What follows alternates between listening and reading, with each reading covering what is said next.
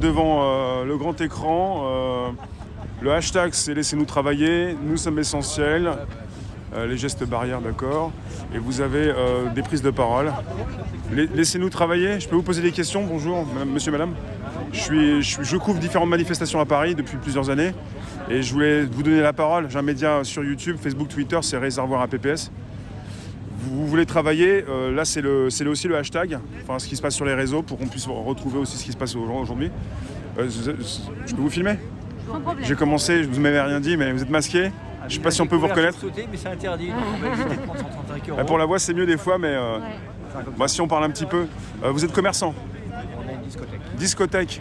Ah bah tiens, ça me fait plaisir de vous voir parce que quelque part, je me pose des questions sur votre activité. Parce que les bars, les restaurants, on les a vus fermés, ils étaient ouverts, refermés, ils ont pu travailler un petit peu. Mais pour vous, ça fait depuis quand? Depuis le mois de mars? On est à l'arrêt depuis le 14 mars, très exactement. 14 mars. On a clôturé les portes et on n'a jamais réouvert. Ouais. Et si jamais vous n'avez pas un petit peu d'argent de côté, il y en a déjà qui sont tombés, pour vous c'est fini ou... toutes les économies là, on vit sur les économies. On a eu quelques aides misérables. Ouais. On a été obligé de quémander à l'aide de nos syndicats qui ont été gratter les portes Nipponiacé. Ce sont des aides misérables, ce sont des miettes. On a mangé notre trésorerie, on vit sur des économies depuis 8 mois, 9 mois maintenant. En fait, quand le président dit on laisse personne de côté, il y a des aides, en fait, il y a beaucoup d'argent, mais en fait l'argent il n'est pas forcément dans vos poches à vous. Quand il dit on laisse personne de côté, c'est un mensonge. Je voulais pas raviver peut-être votre colère, vous êtes un petit peu en colère sûrement aujourd'hui. Forcément en colère, mais il faut des explications. Nos syndicats ont proposé des protocoles que Olivier Véran a refusé alors qu'on aurait pu garder une activité sous contrôle. Elle aurait été triste, elle aurait été pas aussi festive que d'habitude, mais au moins on aurait évité de disperser nos clients dans les fêtes sauvages comme ça se passe maintenant. Le ministre lui-même a refusé les protocoles établis avec ses cadres de la santé. On en est là. Oui, parce que tout le monde ne va pas souhaiter forcément organiser des fêtes clandestines. Maintenant, on parle du côté clandestin. On a l'impression de revenir à la prohibition. On est tout à fait dans la prohibition. Nous, on suit ça depuis le début, parce qu'on a été sensibilisés à ça depuis le début. Mais on nous vole notre métier, on l'a laissé se faire détourner par d'autres. Les gens ont besoin de se distraire quoi qu'il advienne, donc il faut juste essayer de canaliser ça. Ouais. On a même refusé notre aide alors qu'on la proposait. Et par contre, on nous laisse dans le caniveau parce que les subventions qu'on nous attribue sont misérables par rapport à nos besoins. Parce que vous-même, vous pourriez vous-même mieux encadrer ce qui se passe au niveau clandestin, ça part dans tous les sens. Vous savez le faire. On aurait pu le faire au début, ça aurait été mieux. Maintenant, les gens ont pris des sacrées mauvaises habitudes. Il y a des fêtes clandestines de partout. On n'imagine pas le réseau qui se fait à un niveau copain ou au niveau professionnel underground. Mais les gens ont pris des mauvaises habitudes maintenant.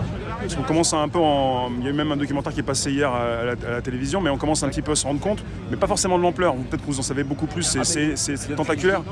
Depuis le début, ça a commencé, et maintenant ça s'organise. Donc ça fait depuis le mois de mars, quoi. Tout à fait. Très rapidement, les gens ont besoin de s'amuser, vous savez ce que c'est votre travail. C'est un besoin naturel, humain, qui est irrépressible, donc il faut essayer de le gérer plutôt que de l'interdire. Rappelez-vous de la prohibition, ça n'a pas marché, pourquoi ça marchera en France?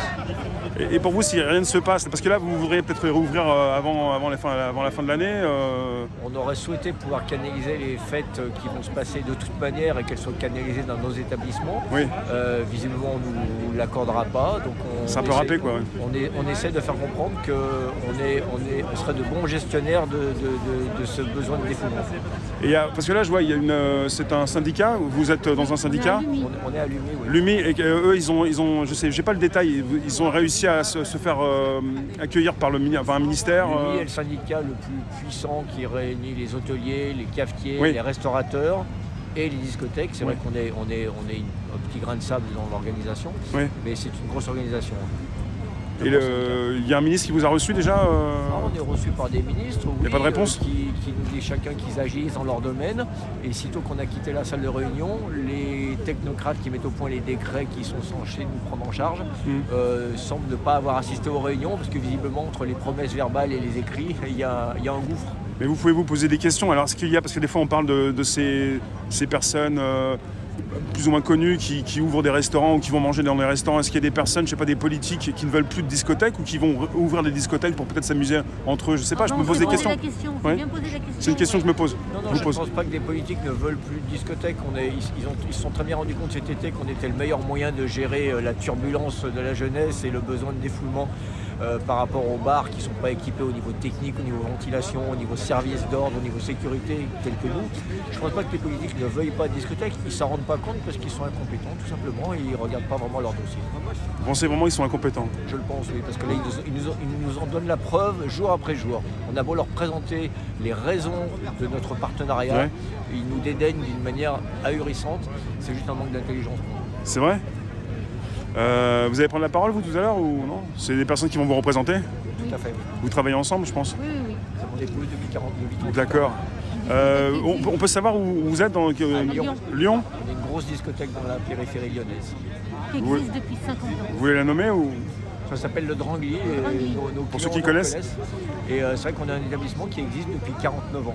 Je vais vous poser une question peut-être qui ne va pas vous faire sourire, mais vous pouvez résister. Enfin, pendant combien de temps? C'est une question qu'on doit vous Pas poser longtemps, régulièrement. je On va pense, là. commencer à vendre nos biens, après on va vendre commencer notre à maison vendre, pour ouais. garder notre établissement. Pour coûte que coûte, garder quand même une activité, même gardera- pour plus tard, si jamais ça on revient. gardera coûte que coûte. On est en train de transmettre notre affaire à notre fils, donc Ouais. quoi qu'il en Les soit, enfants sont là. la Ouais. descendance est Toujours. là et on sera obligé d'assurer, mais c'est une honte, c'est une honte. Ouais, c'est sans précédent. Ouais. Ouais. Ça monte la colère de beaucoup de personnes. Parce que. Parce qu'on Oui. on est juste maltraité, Ouais. que Monsieur Véran juge qu'on est trop dangereux, Ouais. admettons, Ouais. si ce virus tue autant de monde que ce qui paraît. Mais par contre, on a proposé des partenariats qu'il a dédaignés et Ouais. les aides financières ne sont pas du tout à la hauteur de ce qu'il nous faudrait pour au moins survivre. Sans parler de gagner d'argent, on ne parle pas de gagner d'argent, on parle juste de survivre. Un minimum pour avoir un minimum de rentrée, quoi. Il faut payer nos charges. Quand vous pensez que les salaires des dirigeants, mon fils et moi-même, ne sont pas pris en charge depuis le début, on a 0 salaire depuis le mois de mars. Parce qu'ils ne sont pas pris en charge. Les employés sont au chômage partiel, mais nous, on n'a rien. Et pour ceux qui n'ont pas mis de côté, c'est difficile. Donc ils vendent leurs biens, comme vous peut-être. C'est parti.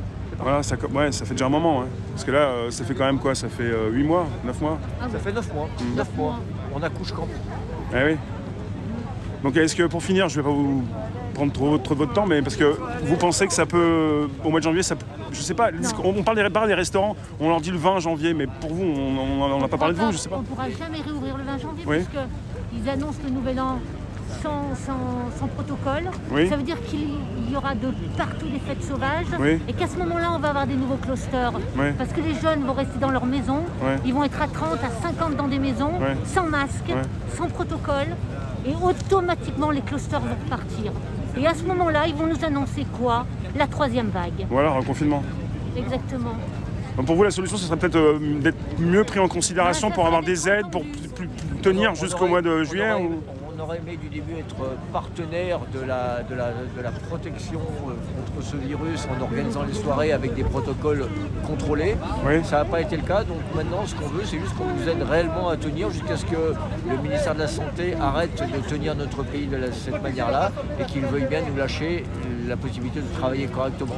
Mais qu'au moins en attendant on ait des aides à la hauteur de nos besoins et qu'on puisse rouvrir avec des protocoles le moins contraignants possible, le plus tôt possible. Vous attendez beaucoup de cette journée, ça peut déclencher quelque chose, peut-être pour le syndicat ou... On en est à notre 10e manifestation, c'est juste histoire de se faire entendre, Ouais. de montrer qu'on est toujours présent, parce que si on ne se fait pas entendre, ils vont croire qu'on n'existe pas, et ils vont carrément nous oublier encore plus qu'ils le font déjà, Ouais. et c'est déjà triste. Je vous remercie, monsieur, votre prénom, je peux savoir? Pierre et Pierre, madame? Nelly. Nelly, Pierre. Pierre-Yves. Pierre-Yves, pardon. Nelly, mais bon courage, même si c'est, je sais pas, c'est facile à dire, mais Merci beaucoup. Merci, c'est gentil. à bientôt. Vous me retrouvez sur Facebook, Twitter, YouTube, c'est Réservoir, il y a un réservoir sans accent, APPS. Ah, D'accord, ça d'accord. marche. Voilà, si vous vous souvenez. Je veux- Merci.